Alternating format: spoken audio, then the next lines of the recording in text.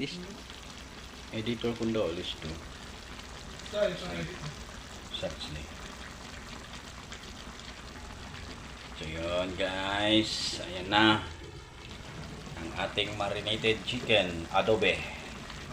So kailangan natin pakuluan ng konti para yung sabaw ay matuyo.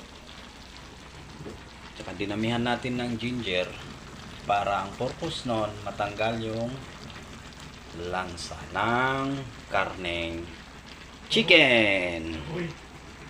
So yung mga ibang ingredients, so maya na natin lalagay dito pag medyo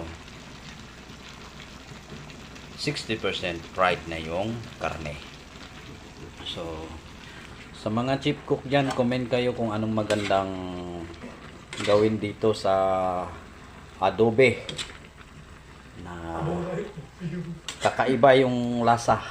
Kasi mapapansin nyo yung mga common na adobo na niluluto sa mga restaurant, may kanya-kanyang ingredients sila doon. May malapot na adobo, yung iba naman may tuyong arogo. Ayan. So ang atin po, ito ay ang chip natin ay highly recommended, galing sa Malaysia. Ayan siya guys. So, ayan.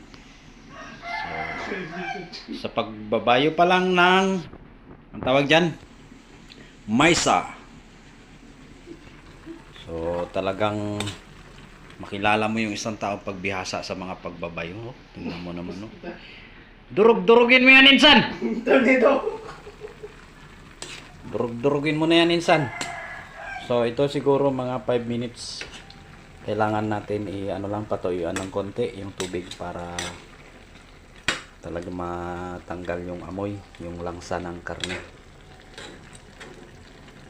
So, sa mga chip cook dyan, so comment kayo ha kung ano pa ang pwede natin idagdag sa sunod na video natin. Tayo ay magluluto ng tamang ingredients sa adobe.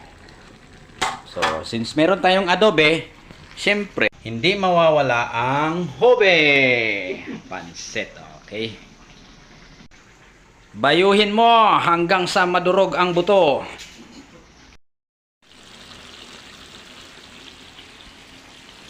So yun guys, nilagyan na natin ng mahabang sili, green sili. Yung carrots nandiyan na din. Saka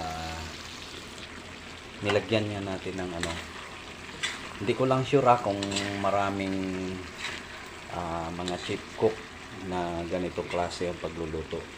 Sa akin kasi nilagyan ko ng kamuting bagin. Yan, kung mapapansin nyo, yan ay imbis na patatas ang ating ihahalo dito. Ang ginawa ko, since walang patatas, walang available na patatas, ang ginawa ko, nilagyan ko ng kamuting bagin.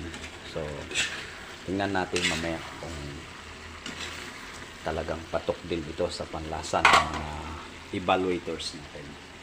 So after nito ay meron tayo mga evaluators dun sa labas para mag-evaluate ng ating niluto kung ito ay pasok doon sa.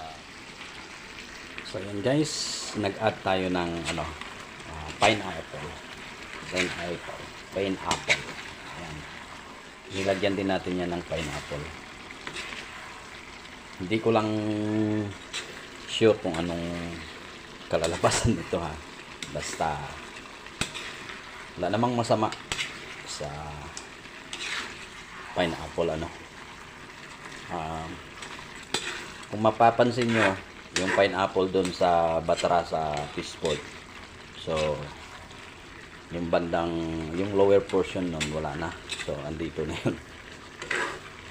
So yun yung ginamit natin, pinahalo natin dito. So ready to serve na to mga guys ha. Ready to serve na after 15 minutes. So naluto na din. So maya maya isi-serve na natin yan.